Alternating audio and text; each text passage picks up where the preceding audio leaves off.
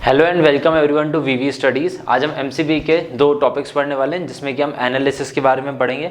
हम ऑलरेडी दो तरीके के एनालिसिस पढ़ चुके हैं, दैट वाज स्वॉट एनालिसिस एंड पोर्टर्स 5 फोर्सेस। अब पोर्टर्स 5 फोर्सेस जो यूज़ किया था वो मैक्रो एनवायरनमेंट के लिए यूज़ किया जाता है, स्वॉट एनालिसिस जो होता है वो माइक्रो के लिए यूज़ किया जाता है। सिमिलरली पेस्टल भी हम मैक्रो एनवायरनमेंट को स्टडी करने के लिए करते हैं। मैक्रो एनवायरनमेंट का मतलब क्या होता है, जब आप अपने कंपनी के बाहर के एनवायरनमेंट को स्टडी करते हो या बाहर के फैक्टर्स को स्टडी करते हो जो कि आपके बिजनेस को इन्फ्लुएंस कर सकते हैं, तो उसको हम बोलते हैं माइक्रो एनवायरनमेंट। अब माइक्रो एनवायरनमेंट में जो हम पेस्टल एनालिसिस यूज करते हैं वो पहले पेस्ट एनालिसिस होता था, बट उसके अंदर फिर एक और फैक्टर ऐड करके उसको पेस्टल एनालिसिस बना दिया गया। तो अब पेस्टल एनालिसिस में टोटल 5 फैक्टर्स होते हैं। अब वो 5 फैक्टर्स कौन से? P for political, E for economic, S for social, T for technological, L for legal and E stands for environment. तो इन 5 बेसिस पे जब हम मैक्रो एनवायरनमेंट को स्टडी करते हैं तो उसको हम बोलते हैं पेस्टल एनालिसिस। अब पेस्टल एनालिसिस में P जो है दैट स्टैंड्स फॉर पॉलिटिकल। तो अब पॉलिटिकल फैक्टर्स आपकी कंट्री के या आपके बिजनेस को किस तरीके से इम्पैक्ट कर सकते हैं। देखिए अभी जैसे इंडिया की अगर हम बात करें स्पेसिफिकली, तो इंडिया में अभी लोकसभा इलेक्शंस होने वाले हैं। तो लोकसभा इलेक्शन से भी बहुत ज़्यादा बिजनेस पे इम्पैक्ट करेगा, और सिर्फ डोमेस्टिक इन्वेस्टर्स के ऊपर फर्क नहीं पड़ेगा, जो फॉरेन इन्वेस्टर्स हैं उनके ऊपर ही फर्क पड़ेगा।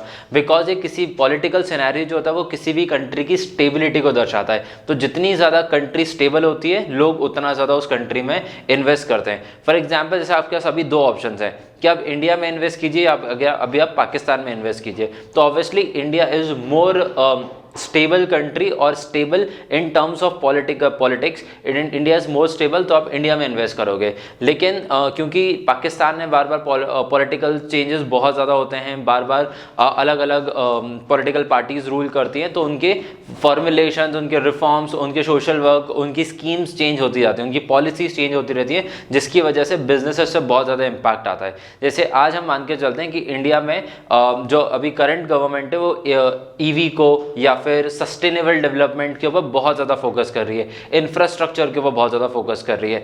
अभी अगर हमारी कंट्री की गवर्नमेंट चेंज हो जाए और वो ये सारे प्रोजेक्ट्स को बंद करके वो दूसरी चीज़ों के ऊपर फोकस करना स्टार्ट कर दें, वो डिफेंस के ऊपर फोकस करें, वो टेक्नोलॉजी के ऊपर फोकस करना स्टार्ट कर दें, या फिर वो फ्री सब्सिडीज़ के ऊपर काम करना स्टार्ट कर देंगे, तो इससे बेसिकली जो बिजनेसेस हैं, जो ईवी बिजनेसेस हैं, सस्टेनेबल डेवलपमेंट के बिजनेसेस हैं, वो बहुत ज़्यादा इम्पैक्ट हो जाएंगे। तो जितना ज़्यादा आपकी कंट्री की गवर्नमेंट स्टेबल होती है उतनी ज़्यादा आपका पॉलिसी फ्रेमवर्क स्टेबल होता है और उतने ज़्यादा बिजनेस में इन्वेस्टमेंट्स होते हैं।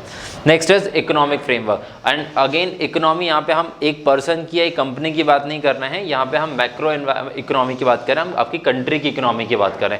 आपकी कंट्री की जीडीपी कहाँ है, आपकी कंट्री का जीडीपी का ग्रोथ रेट कितना है, आपकी कंट्री का पर कैपिटा इनकम कितना है। तो अब बेसिकली अगर हम इंडिया की अगर हम बात करें तो हम जीडीपी में एट प्रेजेंट हम 5th नंबर पे आते हैं, जो कि हमारा ग्रोइंग इकोनॉमी है, और हम जीडीपी काफ़ी तेज़ी से ग्रो भी कर रहे हैं। मतलब in coming 2 to 3 years will be 3rd largest economy in terms of GDP. But अगर हम पर कैपिटा इनकम देखें तो हमारा पर कैपिटा इनकम में इंडिया रैंक करती है 80th रैंकिंग पे। सो ऑब्वियसली बहुत ज़्यादा डिफरेंस है कि जीडीपी वाइज हमारी कंट्री 5th नंबर पर आती है, but per capita income wise हम 80th नंबर पर आते हैं। तो इस समय क्या पता चलता है कि India as a whole economy तो बहुत रिच है एंड वो ग्रो भी कर रही है at a very good rate, but per capita income जो है, मतलब हर एक प्रति व्यक्ति की एवरेज इनकम जो है वो अभी भी कंपैरेटिवली पूरे ग्लोबल बाकी हम कंट्री से देखें तो वो बहुत कम है। तो अगर आपको किसी कंट्री में लग रहा है कि उसकी जीडीपी कंटिन्यूसली ग्रो कर रही है प्लस उसका पर कैपिटा इनकम भी साथ साथ ग्रो कर रहा है, दैट शोज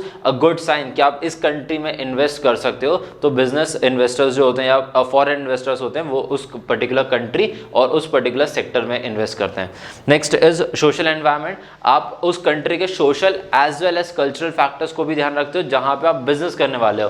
फॉर एग्जांपल जब आप इंडिया में बिजनेस करते हो तो इंडिया में क्योंकि ऐसा बोला जाता है कि हर 100 किलोमीटर बाद एक अलग लैंग्वेज बोली जाती है, एक अलग कल्चर को देखा जाता है, एक अलग कल्चर हमें देखने के लिए मिलता है। सो बेसिकली इंडिया में डाइवर्सिटी इतनी है कि आप सिर्फ एक प्रोडक्ट से पूरी मार्केट को केटर नहीं कर सकते हो, तो आपको बहुत सारे SKUs लेके आने पड़ते हैं। तो SKUs क्या होते हैं? बेसिकली स्टॉक कीपिंग यूनिट, जिससे कि आप मान लीजिए आप कोई सस्ता प्रोडक्ट बना रहे हैं, कोई आप महंगा प्रोडक्ट बना रहे हैं, कोई एक मिडिल सेगमेंट के लिए प्रोडक्ट बना रहे हैं, प्लस उसमें अलग अलग फीचर्स भी प्रोवाइड कर रहे हैं, because everyone wants something different. हर इंसान को एक अलग फीचर चाहिए होता है किसी भी प्रोडक्ट में। तो उस तरीके से आप सोशल एंड कल्चरल दोनों एस्पेक्ट देखते हो और उसके अकॉर्डिंग अपने प्रोडक्ट्स के SKUs बनाते हो। Next is technological factor. अब आपका प्रोडक्ट कितना ज़्यादा टेक्नोलॉजिकली एडवांस्ड है, ये बहुत ज़्यादा डिपेंड करने लगा in current scenario, because in this fast tech moving world. मतलब जैसे अगर हम फ़ोन देखें, हम स्मार्टफोन्स देखें, तो हर 3 महीने, 4 महीने, 6 महीने में एक नया फ़ोन लॉन्च होता है। मतलब हर एक कंपनी इस ड्यूरेशन में एक नया फ़ोन लॉन्च कर दे। जैसे अगर हम आईफोन की बात करें तो साल में 2 बार आईफोन लॉन्च हो जाता है कोई नया मॉडल के साथ में। सिमिलरली OnePlus हो गया, सैमसंग हो गया, ये भी कंटिन्यूसली अपने नए नए टेक्नोलॉजीज़ को टेक्नोलॉजी एडवांसमेंट के साथ साथ नए फ़ोन्स लॉन्च करते आते हैं। तो उसमें वो लोग क्या चेंज कर सकते हैं? वो लोग कैमरा चेंज कर सकते हैं, वो सॉफ्टवेयर चेंज कर सकते हैं, वो फ़ोन की एफिशिएंसी को इंक्रीज कर सकते हैं। सो ये जो टेक्नोलॉजिकल चेंजेस हैं वो कंटिन्यूस होना चाहिए, बिकॉज अभी जो जिस तरीके का यूथ है तो उनको एक हर थोड़े टाइम में एक नया कुछ ना कुछ टेक चाहिए, बिकॉज इतना ज़्यादा फीचरिस्टिक हो गए हम, हमारी डिपेंडेंसी उतनी ज़्यादा हो गई है प्रोडक्ट्स या फिर इस तरीके के गैजेट्स के ऊपर, that we want more and more features from it. And last is legal factors. आपने एक टर्म सुना होगा, ईज ऑफ डूइंग बिजनेस, मतलब कि आप कितने आसानी से किसी जगह पे बिजनेस कर सकते हो। जैसे अगर हम इंडिया का देखें तो before 1990s it was very difficult to start business in India, but with time, मतलब 1990 से अगर हम 2024 में कंपेयर करें तो कंटिन्यूसली इंडिया ने इसमें काफ़ी हायर रैंक्स अचीव करी हैं, बिकॉज उन्होंने बहुत सारी स्कीम्स लॉन्च करी हैं, बहुत सारे इंसेंटिव्स दिए हैं, जिससे कि इंडियन डोमेस्टिक हमारे जो बिजनेसमैन प्लस जो हमारे फॉरेन इन्वेस्टर्स हैं, दोनों को काफ़ी मोटिवेशन मिला है कि वो इंडिया में इन्वेस्ट करें। जैसे कि अभी आप सुन रहे होगे एक मेक इन इंडिया कैंपेन के बारे में, तो वो मोटिवेट कर रहे हैं कि आप इंडिया में बनाओ और फिर उसको ग्लोबली बेचो। तो अब इंडिया में अगर आप बना रहे हो कोई भी प्रोडक्ट, आप वहाँ बनाते हो जहाँ पे वो सस्ता मिलता है, जहाँ पे उसका प्लांट लगाने के लिए रिसोर्सेज जो हैं वो easily and at a cheap rate available होते हैं। जैसे आपको पास ह्यूमन रिसोर्स होना चाहिए, जो कि ऑब्वियसली इंडिया के पास है, बट ह्यूमन रिसोर्स कैसा होना चाहिए? Skilled as well as unskilled, मतलब बेसिकली ऐसा लेबर्स भी आपको चाहिए जो कि जिनके पास में अगर एजुकेशन नहीं है तो भी गुड इनफ है, but still we want some people who are educated. तो दोनों तरीके का बैलेंस अवेलेबल होना चाहिए, but at a cheap rate. Next, आपके पास में जो प्रोडक्ट आप बनाना चाहते हो उसके रॉ मटेरियल्स अवेलेबल होना चाहिए, आपकी कंट्री का इंफ्रास्ट्रक्चर अच्छा होना चाहिए, प्लस आपके पास में इन्वेस्टर्स होना चाहिए, तब जाके आप उस जगह पे इन्वेस्ट कर पाते हो। और ये चीज़ आपके लीगैलिटीज़ में आ जाती हैं कि वो अगर आपको ईजिली चीप रेट्स पे अवेलेबल हो जाते हैं और बहुत ज़्यादा पॉलिसी फ्रेमवर्क में आपको अगर नहीं लगना पड़ता है, तो वो कंपैरेटिवली आपके लिए इजी बना देता है किसी बिजनेस को स्टार्ट करने के लिए। Next, coming on to the BCG matrix. BCG matrix क्या है? बोस्टन कंसल्टेंसी ग्रुप, मतलब अमेरिका का एक, अमेरिका में आपने सबने बोस्टन का नाम सुना होगा, तो वहाँ की एक कंसल्टेंसी ग्रुप था जिसने एक मैट्रिक्स निकाला था, वो उन्होंने अपने नाम पर रखा था, दैट वॉज BCG मैट्रिक्स। अब BCG मैट्रिक्स में बेसिकली हम 4 क्वाड्रेंट्स बनाते हैं, 4 स्क्वायर्स बनाते हैं और उसको 2 फैक्टर्स पे रेट करते हैं। अब वो 2 फैक्टर्स कौन से? एक है मार्केट शेयर, कि आपकी जो इंडस्ट्री है उसका मार्केट शेयर कम है या ज्यादा है, और दूसरा मार्केट ग्रोथ रेट, कि आपका जो करंट स्टेटस है मार्केट का वो कैसा है, कि वो स्टैग्नेंट है, मैच्योर्ड है, या फिर ग्रो कर रहा है, या फिर डिक्लाइन कर रहा है। तो इन 2 फैक्टर्स के बेसिस पे हमने 4 क्वाड्रेंट्स बनाए। पहले क्वाड्रेंट में आते हैं आपके स्टार्स आते हैं। अब स्टार्स का मतलब क्या है कि मार्केट शेयर भी आपका हाई है और मार्केट ग्रोथ रेट भी बहुत हाई है।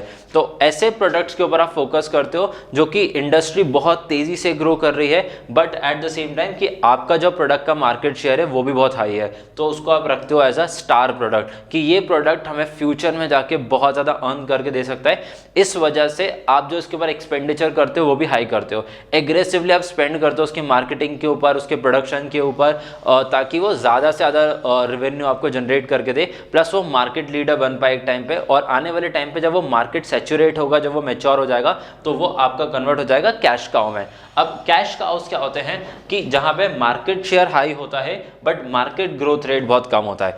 अगर कोई सैचुरेटेड मार्केट है बट उसमें आप मार्केट लीडर हो तो आपको क्या बोला जाएगा, कैश काउ, क्योंकि ऐसे प्रोडक्ट के ऊपर आपको ज़्यादा एक्सपेंडिचर नहीं करना पड़ता है but at the same time आपको रेवेन्यू बहुत जनरेट करके देते हैं। जैसे आप सबने पार्ले जी का नाम सुना होगा, सबने पार्ले जी खाया भी होगा। और इंडिया में अगर हम बिस्किट की बात करें तो बिस्किट के एक तरीके से रिप्लेसमेंट में हम देखते हैं पार्ले जी को, कि मतलब बिस्किट मतलब पार्ले जी। जैसे हम नूडल्स के नाम पे हम देखते हैं मैगी, कि नूडल मतलब इंडिया में मैगी है, हम दूसरे चीज़ों के नाम नहीं लेंगे। हमें नूडल खाने होंगे तो हम बोलेंगे कि हमें मैगी खानी है। तो ये आपके हो जाते हैं कैश काउस, जिनकी मार्केटिंग के ऊपर आपको बहुत ज़्यादा पैसा नहीं खर्च करना है but at the same time वो आपको रेवेन्यू बहुत जनरेट करके देंगे। प्लस ऐसे मार्केट में कोई न्यू एंट्रेंट ज़्यादा नहीं आता है because it is all approximately a stagnant market, बहुत तेज़ी से ग्रो करने वाला मार्केट नहीं होता है। जनरली FMCG प्रोडक्ट्स इसमें आ जाते हैं।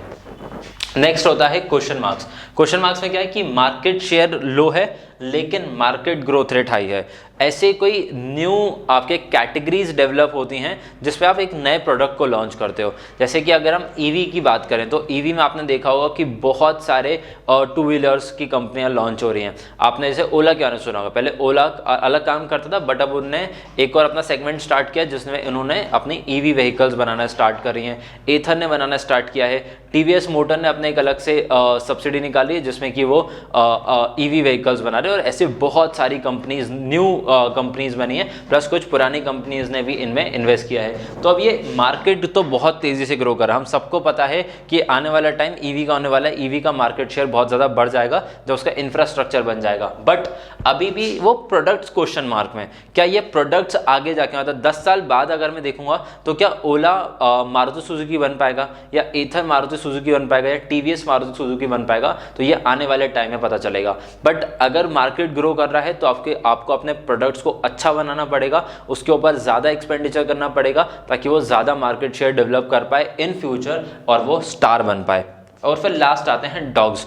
ऐसे प्रोडक्ट्स जिनका मार्केट शेयर भी बहुत कम होता है प्लस मार्केट ग्रोथ रेट भी बहुत कम होता है। मतलब कि एक तरीके से मार्केट सैचुरेट कर चुका है या फिर डिक्लाइनिंग मार्केट है और उस डिक्लाइनिंग मार्केट में भी आपके पास में मार्केट शेयर नहीं है। जैसे हम वोड आइडिया की बात करें, अगर हम 2G 3G या 4G इनफैक्ट टेक्नोलॉजी की बात करें तो ये टेक्नोलॉजीज हो चुकी हैं पुरानी। अब लोग इनकी सिम्स परचेज नहीं कर रहे हैं। लोग अब फोकस करेंगे 5G के ऊपर because 5G is the upcoming technology. तो वोड आइडिया के पास में अभी टेलीकॉम में ना मार्केट शेयर है और ना ही मार्केट ग्रोथ रेट है। तो उनके जो 2G 3G 4G प्रोडक्ट्स हो गए वो सब काम में चले गए, डॉग्स में चले गए कि वो इनको ज़्यादा प्रमोट नहीं कर सकते। वो 5G को प्रमोट करेंगे, वो 5G के ऊपर स्पेंड करेंगे बिकॉज वो अभी एक मार्केट ग्रोथ रेट पर है क्योंकि 5G का मार्केट अब ग्रो करना स्टार्ट करेगा। So this was about BCG matrix and pastel analysis. I hope the topic is clear to you. Thank you for watching the video.